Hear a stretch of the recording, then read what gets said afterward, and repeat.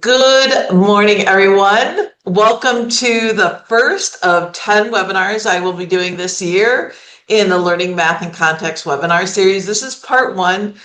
Today we're going to talk about what are the 5 learning contexts and why should you even be thinking about them. And my name is Sara. I'm the MDE Academic Standards Math Specialist here at MDE, and I'm excited to bring you another year of a webinar series for you to take a look at. I'm going to start by telling you a little bit about me. This is supposed to represent me and my mom when I was a kid in the 70s. There was a Kmart in Brooklyn Center near where I grew up that my mom didn't have a job outside of the household, but I always said her job was saving money. And so it's not us. I have blonde hair. And so we'd go to Kmart, and my mom's job was to save money. And now I don't know if some of you know this about Kmart in the 70s and probably 80s, but you would go into their stores and notice the big pole with the light on top of it. All of a sudden, you would be shopping for cereal or something, and all of a sudden you would hear, "Attention Kmart shoppers, there's a flashing blue light in the electronics department. Where now for the next 10 minutes, the Sanyo boombox is on sale for only $12.88. And then everybody in the store that wanted to get a deal would rush over to the blue light, and you would have like minutes to grab the limited amount of whatever they were selling. And then you'd go about shopping, and maybe there might be another blue light special. So one day I'm at the store with my mom, and we hear, "Attention Kmart shoppers, there's a blue light special for the next 12 minutes in aisle 6. All kids' fleece pajamas are 40% off." And so I'm just a little kid, and I say to my mom, "Mom, let's get one. They're only $4.99. And I then say to her, "How much does it cost now?" And my mom said, "Well, $49.99 is about 5." My mom was rounding back in the 70s and estimating numbers. And then she'd say, "Let's take that $5 and multiply by 6. And so it's going to be about $3. That's what my mom would say to me. My dad, on the other hand, was an accountant. And in the 70s, he had a bunch of extra jobs that he would do at his house for businesses. And literally, his adding machine in the 70s was a version of this. And he had ledgers that he hand wrote just like this. And he would get in the mail envelopes that were an inch or 2 inches or 3 inches full of checks that the bank had mailed back that he would need to sort and put into his ledgers. And so he would hire me and my siblings for a nickel or a dime or a quarter, depending on the height of the stack of checks, to sort all the checks that came in the mail in order. And so we would get these checks, and we'd have to look at the number at the top of the check. And because these were businesses, often that number was a 5-digit number or a 6-digit number. And I got really good at sorting large numbers as a tiny child, because the faster I could put these in order, my dad would give us feedback. He never told us how to do it. I can get those quarters faster, and I could go buy a Barbie doll. Why am I telling you all this? Well, in the 70s, without knowing it, my parents were giving me the experiences that when I went to school, I would have already been learning mathematics. These are some of our 2022 benchmarks. They certainly could have predicted these, but there's a progression of students learning to put larger and larger numbers in order, starting in kindergarten up to 31, in third grade up into 100,000.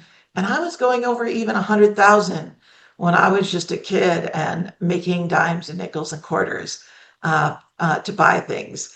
And when I got to middle school, my mom talking to me about how she calculated percentages, I didn't understand why she told me when something was 40% off to multiply by 6, or if it was 30% off to multiply by 7. But when I got to middle school and I started understanding all the things she did in the context of my math class, percentages and math were so much more easy for me because I had so much experience interacting with them in the context of my family. So I want to talk to you in this series about the fact that math is really learned in context. In fact, most of us, that's how math makes the most sense. That's where we use it, and we often use it without knowing. My mom would claim to this day that she isn't a math person, but I'm telling you, she did lots of math. In fact, MDE's early learning department has put together documents that say one of the most important things you can do in the early grades, I've linked to this in the resources that I'm giving you, is you can play There's child-directed play, there's guided play, and teacher-directed play. And I would argue that's what my parents were doing. We played board games, we cooked together, we did all kinds of things. And with that, I made meaning that allowed me to learn about math and a lot of other things. So these 10-part series in the webinar series is going to dive into what that's going to look like. The first 3 are going to be about us thinking about learning math in context and how we can learn about our communities and our students. And then we're going to dive into each of the 5 learning contexts that are named in the 2022 standards. And then we'll end with how you can implement those things in your classroom. All the resources that I'm sharing are linked in the chat. Thank you, Liz. They'll also be linked in the description if you're watching the video recording of this. And you can go in and find all, probably another 50, 100 resources in addition to the ones I'm sharing today.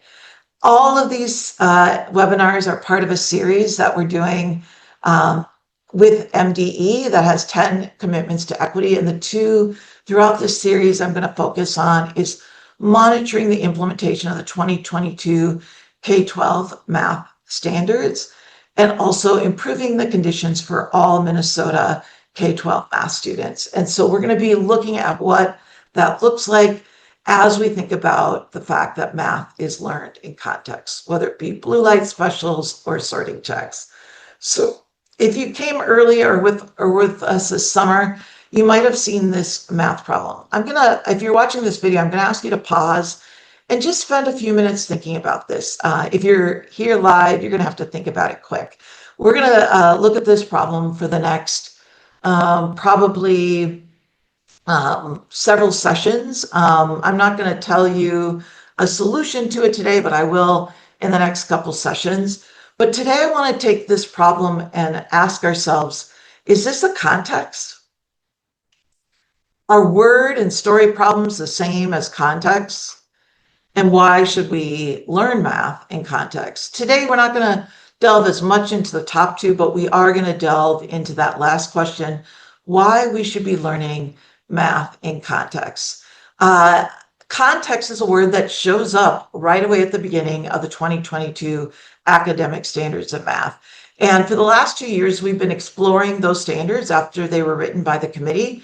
But we are in 2025-2026 school year. It's time to transition from our current standards to the next set of standards. Not everybody's transitioning.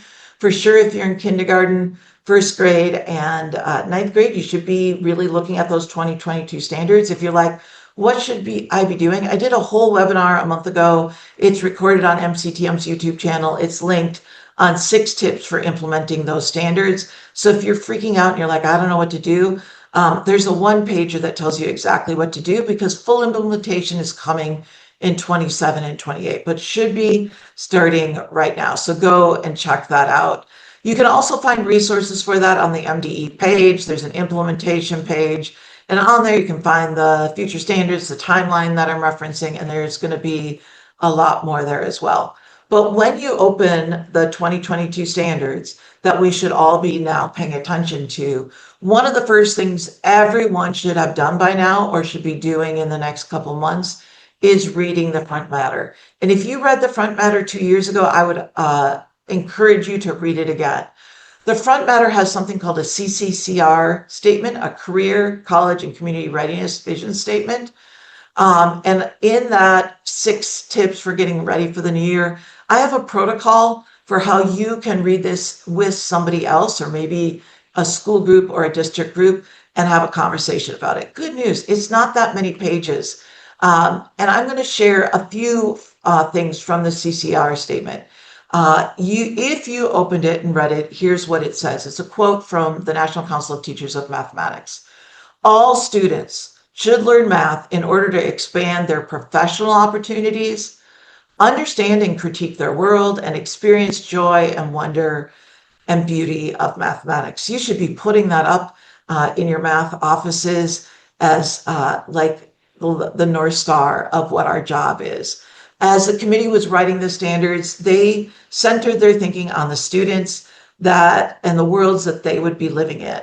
not thinking about the math we currently teach or the math that I learned in the 70s and 80s when I was in school, but thinking about the math that they're going to need in the future to be thriving citizens in our nation. And the world is changing. If you've been around me, you've seen me talk about my mom. My mom grew up on a farm in South Dakota, and she's pictured with her first phone, and she currently has an iPhone 15. And like when we're thinking about change, we're thinking about what's the phone my mom's going to have in 2033. My mom is pretty techie. She can do a lot with her phone, and she's kept up.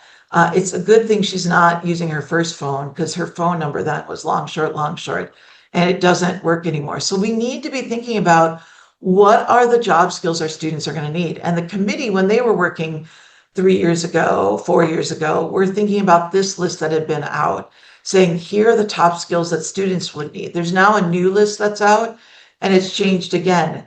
AI and other things have changed the world again. Look at that list. Nowhere on there does it say they need to be fast calculators, because my watch and Siri can calculate things for me.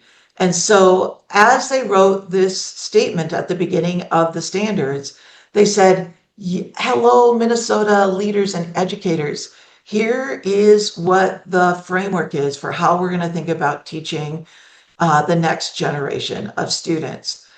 Here's another thing it says in the front matter. The goal of math education is to prepare each and every one of Minnesota's K-12 students for effective participation in society, including their career, if they want post-secondary education, and daily decision-making about finances, personal health, civic discourse, and policy making to their ability to comprehend and analyze all the data that exists in our world. So let's think about our current students. This is the year our current students, this year in the fall of 2025, the year they're going to graduate in. You might be like, Sarah, why are there all those arrows? Well, all those arrows represent the students who are first going to be tested on the first MCA 4s in a couple of years, and the years that they'll graduate high school. So we're not thinking about the math our students need now. We're thinking about the math they're going to need in the future. So let's focus on the year 2040. The first set of students that are going to be assessed and fully assessed on the new standards are going to graduate in the year 2040. They're preschool right now, but they will someday graduate in 2040. What is their world going to look like? What kind of jobs are they going to need? What's data going to look like? And as you're thinking about this, our current students, ChatGPT was just released 3 years ago by OpenAI. Like the world has changed so much just in the last 3 years in education and the jobs they're going to get. And those students are going to graduate in these years and probably enter the workforce in these years. And so why should we be learning math in context? One of the reasons is to ensure that all of our students are career and college and community ready. The world that they're going into is different than what many of our current classrooms are preparing them for. So we need to shift. The front matter also talks about pursuing mathematical rigor with an equal intensity on 3 things. Those 3 things are procedural skill and fluency, conceptual understanding, but the one we're going to focus on in this webinar series is application. Students having a chance to identify and use appropriate concepts and skills to tackle novel, real-world problems. And that's a third of what you should be doing. I've done a whole webinar and have a protocol on how you can think about that. You should not attend the rest of this session until you go and watch that, because it's really what overlays everything that we do. And just so you know, when we say these are pursued with equal intensity, that doesn't mean every day you're doing everything. It means some days you are working on application and learning math in context, and with sometimes it's a big deal, and sometimes it's a smaller deal, and sometimes you're not thinking about it at all. Those 3 things are also how you should be unpacking your standards and benchmarks. You should be asking about every benchmark, what is the authentic opportunity that exists for application for a context of this standard or benchmark to some real world problems? And so you want to be thinking with everything you're doing. It's not enough to just identify vocabulary words. You need to be thinking about how are we going to teach this mathematics in context. So why should we learn math in context? Because it's called for in the new standards, specifically in mathematical rigor, but in lots of other places. Also in the front matter, it talks about the 8 standards for mathematical practice, the MPs. We talked about those last year. I did a whole webinar series on those. And all of these 8 math practices are what are built when students are learning math in context. So why should students learn in context? Because as they learn in context, they are developing those 8 math practices we learned about last year that are part of the new standards. And lastly, in the front matter, it demands, hey, Dimension 2, that's what this whole webinar series is asking us to learn math and context. So let's talk about what Dimension 2. In the 2022 standards, there are 2 dimensions that overlay every single benchmark in the 2022 standards, all 300 benchmarks. There are codes and symbols next to every benchmark that say, hey, this benchmark would be best done in this context. So I'll give you an example of what the 5 contexts are. They have 5 symbols that go along with them. We're going to learn about all of these in this series. And when you look at every benchmark, this is the very first benchmark in kindergarten, you will notice some symbols at the end of the benchmark that reference those symbols. So the first benchmark in kindergarten is saying you should consider using a real world context, a computer science context, or context connected to Minnesota tribal nations to teach that benchmark. And so you can read all about this in the front matter. And we're going to take time to read what it says about each of these and think about the symbol for financial literacy, Minnesota tribal nations, computer science, mathematical modeling, and then finally real world context. And so I'm excited to learn with you this year and think about what this is going to mean in Minnesota classrooms. So I showed you this problem a little while ago. We're going to spend time with this problem. And we're going to think about, is this problem a real world context? Is it not? There's a girl on a bike. Is that a real world context? And we'll think about what that is. So you'll be seeing this problem throughout the beginning of the series. But I'm going to start with an oldie and a goodie that probably a lot of you have seen before. This is a Robert Kaplinski. It's just a 3-minute video that I'm going to play for you. And then I'm going to talk to you about why that's connected to what we're doing. So let's listen to Robert as he interviewed 30 plus students using a word problem. Here we go.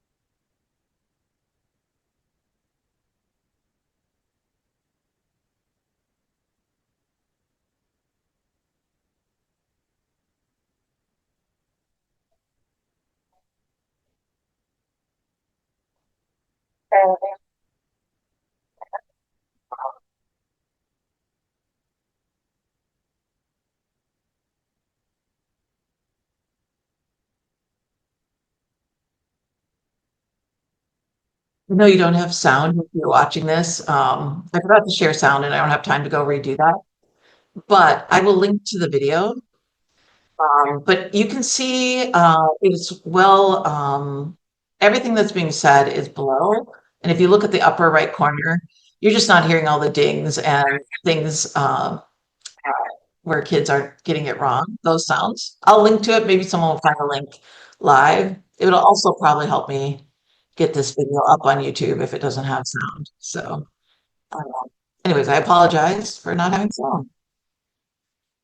But he interviewed over 30 students, and in that problem, uh, all kinds of them gave a numerical answer to this problem.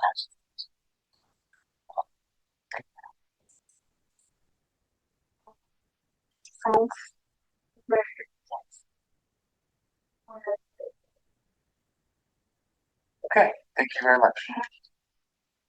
So that's the end of the 3-minute video. Thank you, Christine, for throwing the link in there. And I'll throw it in the description as well and throw it on your thing when I'm done here.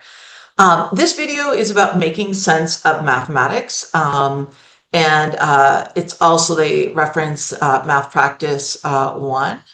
And so let me see if I can get on to things.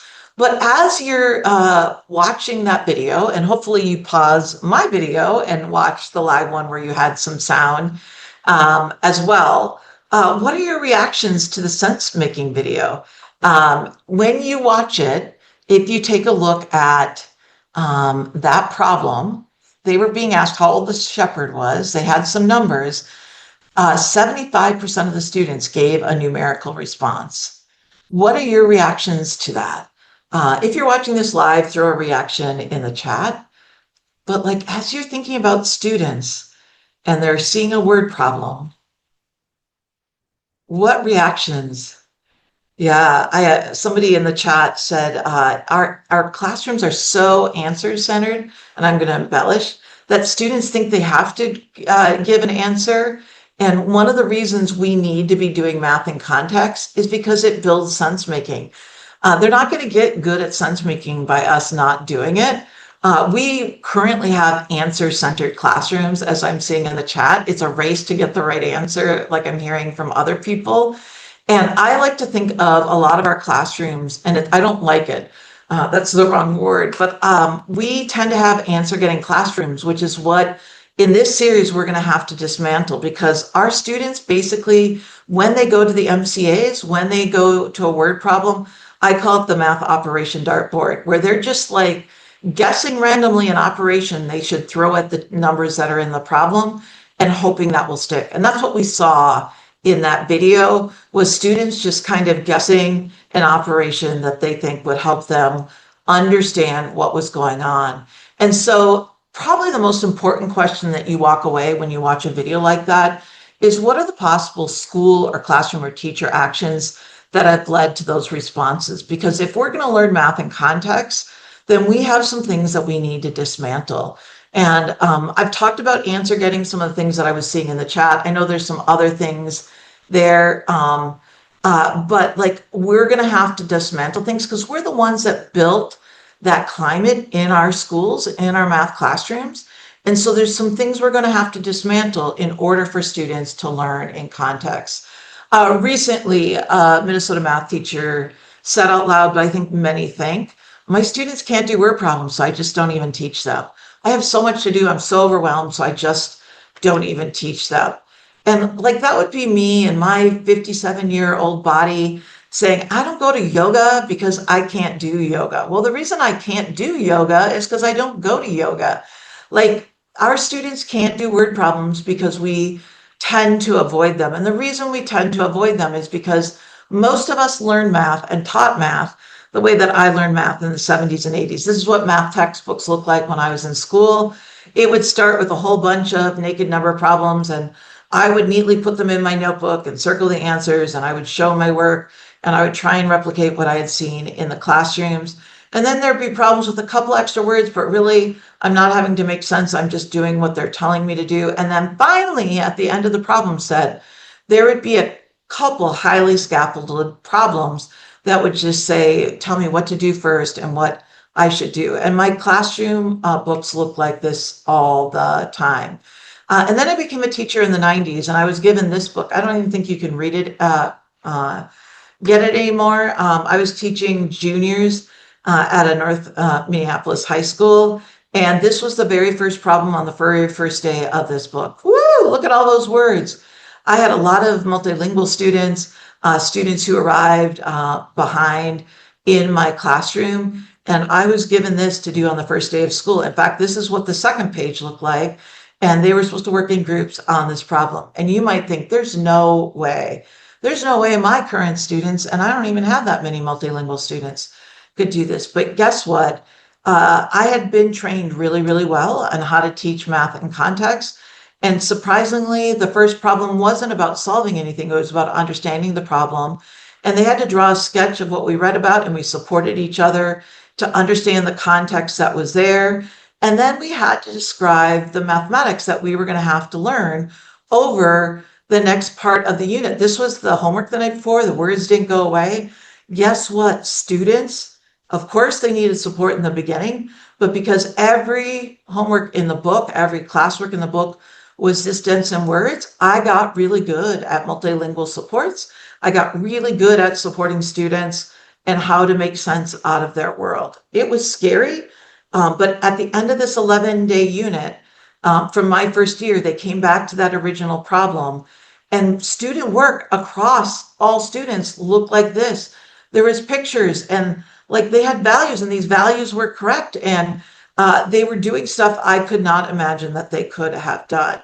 Now, was it easy? No, but did by the end of the year, students be able to engage in things a lot? I'm not saying you should go use a curriculum like this, and you for sure should not use it if you don't get like multiple weeks every year for the first 4 years of your teaching on training on how to dismantle what you're doing to do this. But I love this problem so much. I used it until my last year in the classroom just a few years ago.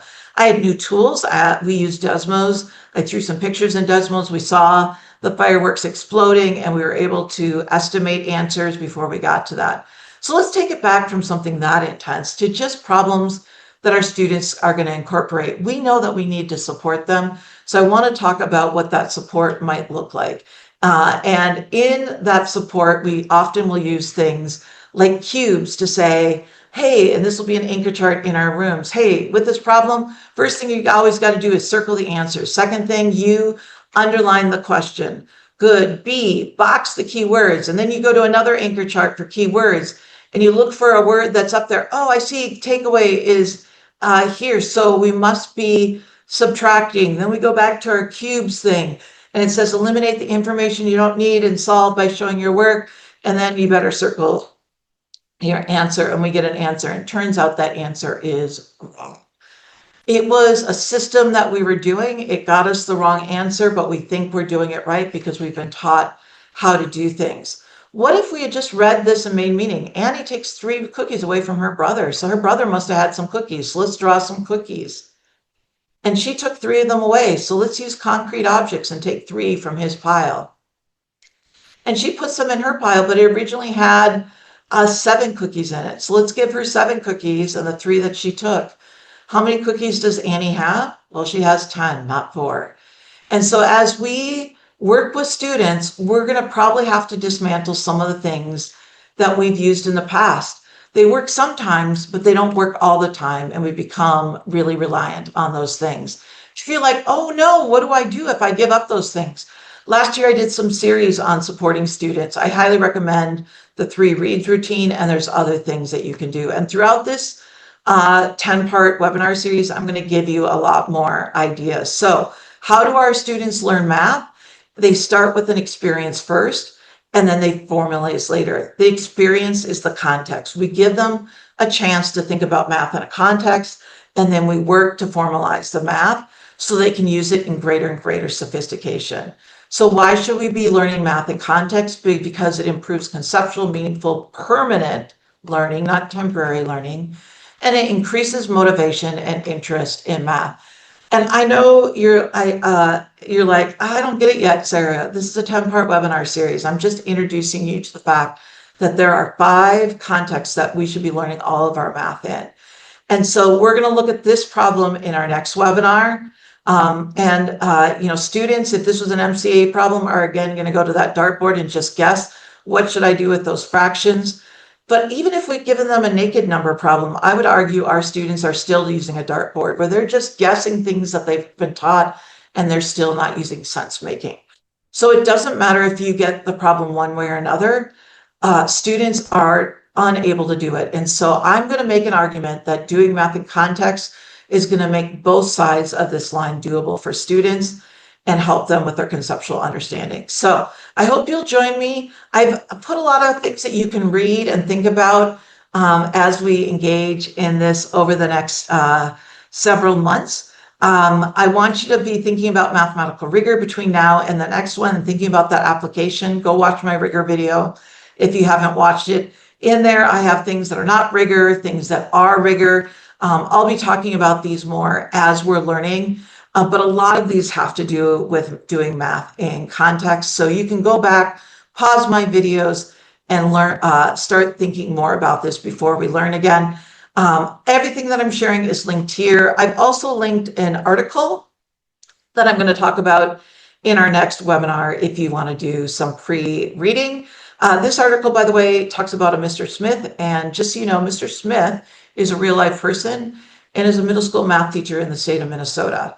And so I'm trying to use things that will help us think about how do we even support students in making meaning out of tasks. And so I want to give you some tools to do that and introduce you to how that might look. So thank you for joining me this morning. Again, everything that you need is linked in the description to this video, and